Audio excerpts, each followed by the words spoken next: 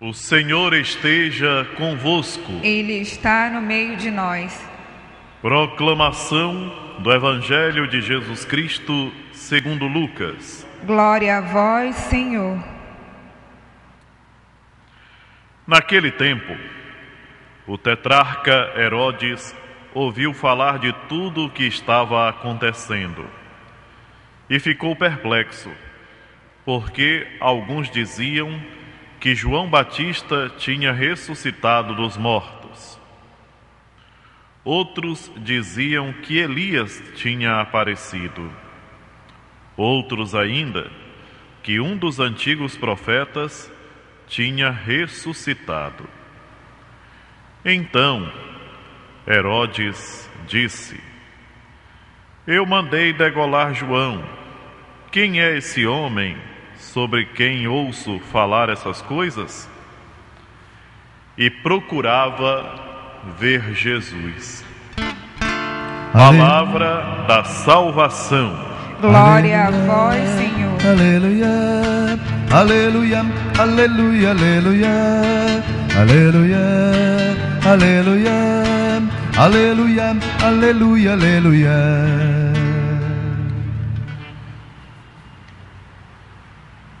Herodes queria ver Jesus. Mas com que finalidade?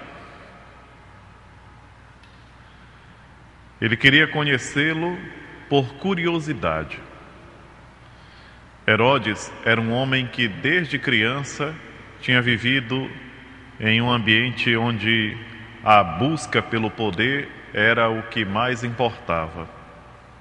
Um homem dominado pela ambição, pelo desejo de mandar, de ter não só aquilo que ele já possuía, mas alcançar outras coisas que não lhe pertenciam. Um homem com o coração fechado pela ganância, pelo egoísmo. Um homem dominado por sentimentos muito diferentes daqueles que nosso Senhor Jesus Cristo veio pregar. E ele queria ver Jesus. Mas não teve a oportunidade de vê-lo enquanto ele realizava os milagres.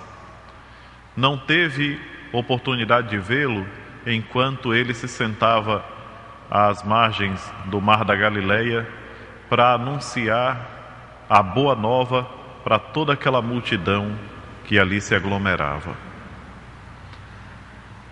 Herodes não teve ocasião de ver Jesus com os olhos da fé, porque para ele a fé não era uma preocupação, ele não se incomodava com isso. Eu queria hoje com vocês, meus irmãos e minhas irmãs, vocês que estão aqui no santuário e aqueles que nos acompanham pela TV, meditar sobre essa atitude de Herodes, não para julgá-lo, mas para que a gente possa tomar todas as precauções para não cairmos no mesmo erro, na mesma situação.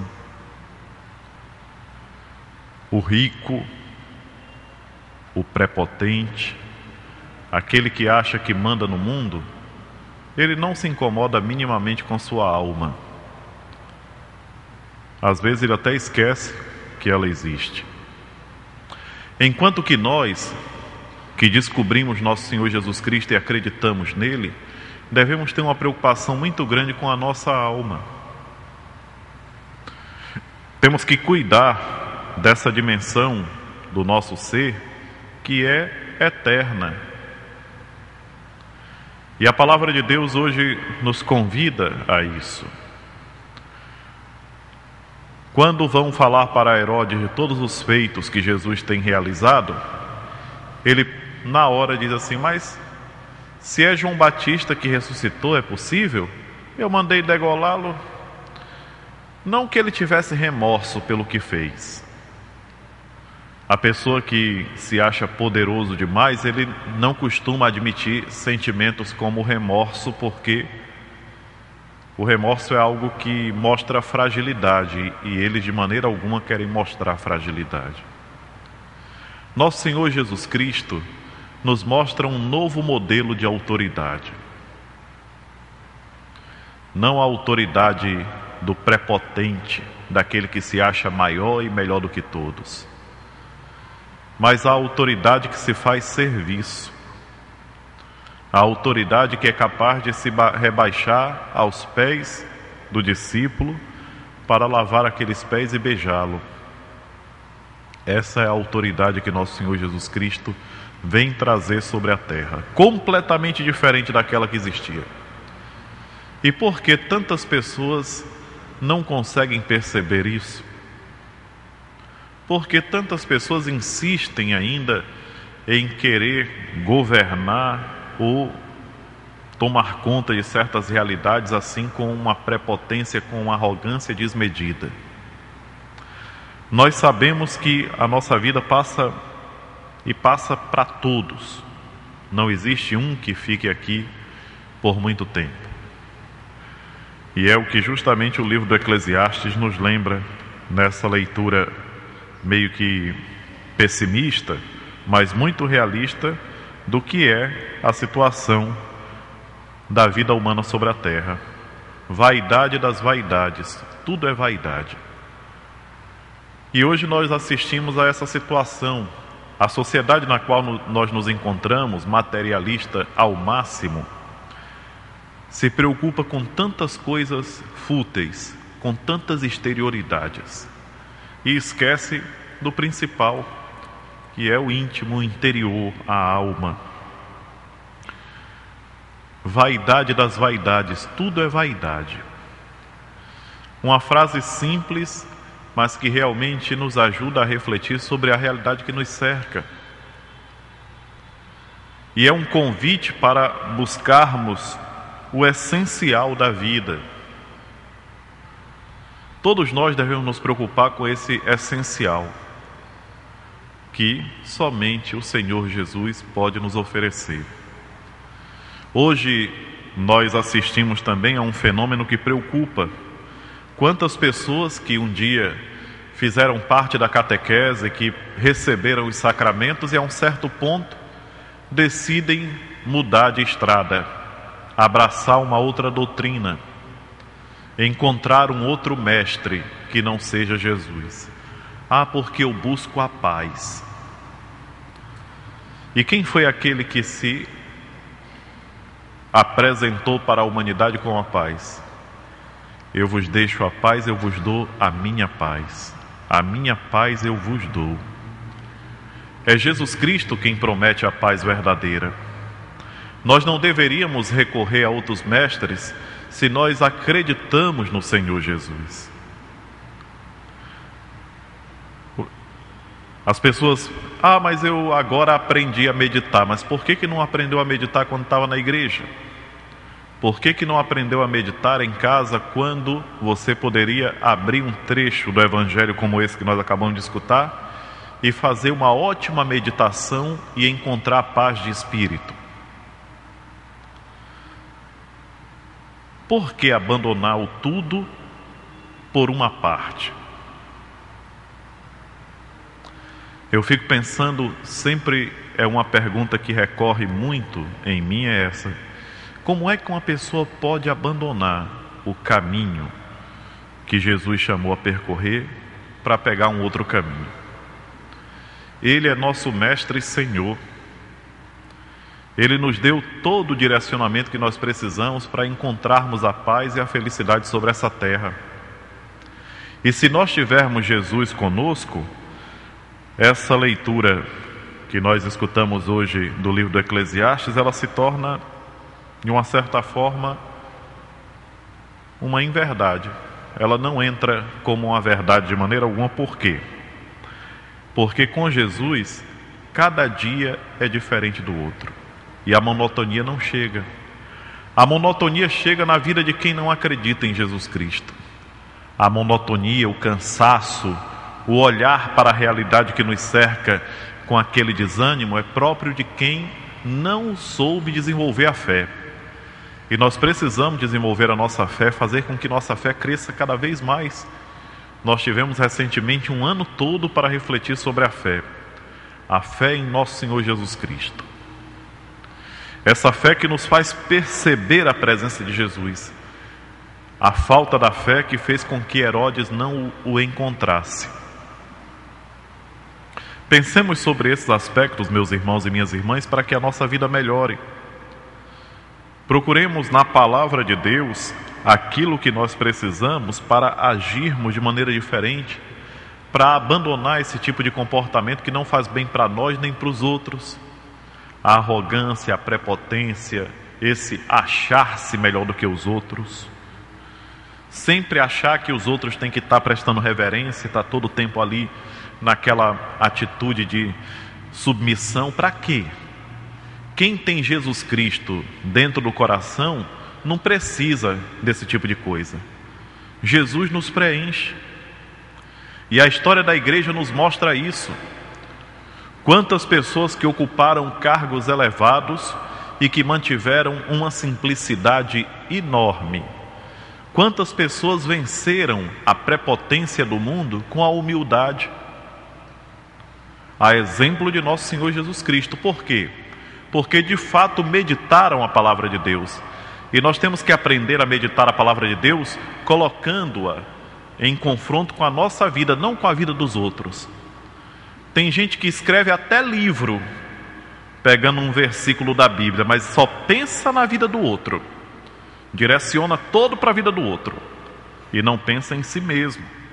Enquanto que a primeira coisa que nós temos que fazer para o nosso crescimento espiritual acontecer é pegar a palavra de Deus e confrontar com a nossa vida, com a maneira como nós agimos.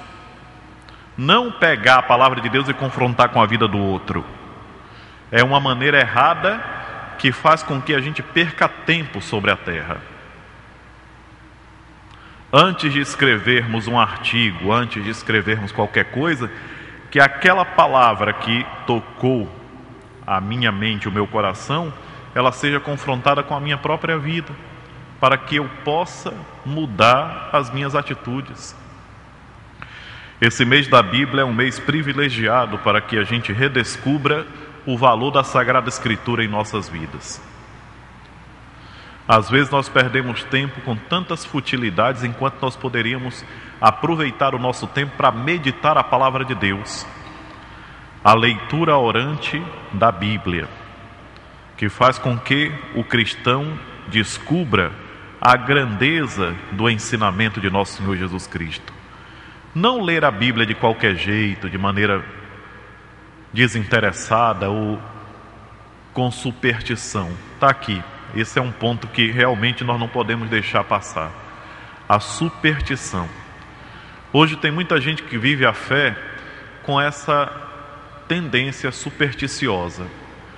Eu vou na igreja porque eu quero me livrar desse tipo de coisa, tem situações na minha vida que não dá certo e tal.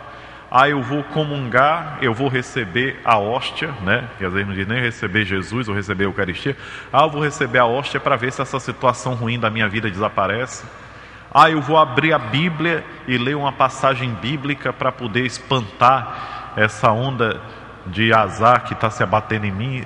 Essas besteiras, tudo besteira, futilidade, que faz com que a fé permaneça infantil, enquanto nós devemos nos tornar adultos. E crescer na fé significa viver a fé como ela realmente merece ser vivida, como nós precisamos vivê-la. Portanto, meus irmãos e minhas irmãs, pensemos sobre isso. Não pratiquemos a nossa fé, a nossa doutrina como uma superstição, mas pratiquemos como de fato é, caminho para a salvação. Caminho para a salvação. Hoje, quando a gente fala de salvação, tem gente que diz, salvação de quê? Vocês ainda lembram que salvação a gente busca na igreja? Vocês lembram? Qual é a salvação que a gente vem buscar quando entra numa igreja, quando abre uma Bíblia, quando faz uma oração? A salvação de nossas almas. Porque é o próprio Cristo que nos ensina que, assim como tem uma salvação eterna, tem também uma danação eterna. A salvação para aqueles que procuram viver o que Deus ensina. A danação eterna para quem pratica a maldade, para quem é incapaz de fazer o bem para os outros, para quem faz uma escolha de direcionar sua vida toda para o mal, para fazer o mal para o seu semelhante. prejudicar os outros de todas as formas. Quem prejudica o seu semelhante não tem lugar junto de Deus, porque a fraqueza Deus perdoa, a maldade Deus não suporta, não tolera a maldade. A maldade é o contrário de tudo aquilo que Ele ensinou. Portanto, meus irmãos e minhas irmãs, olhando hoje o exemplo que o Evangelho nos dá, nos esforcemos para agirmos diferente dos gananciosos, dos prepotentes, daqueles que se acham melhor que os outros, em tudo. Hoje nós observamos em tantos lugares essas atitudes que mostram essa prepotência. No trânsito, na fila do supermercado, na entrada de uma igreja, essa atitude de querer passar na frente, de querer superar o outro, essa questão de saber, de querer saber mais do que o outro, essa atitude que não ajuda em nada, mas faz com que a gente perca muito tempo e nos impede de encontrar a paz interior. Seja louvado nosso Senhor Jesus Cristo. Para sempre seja louvado.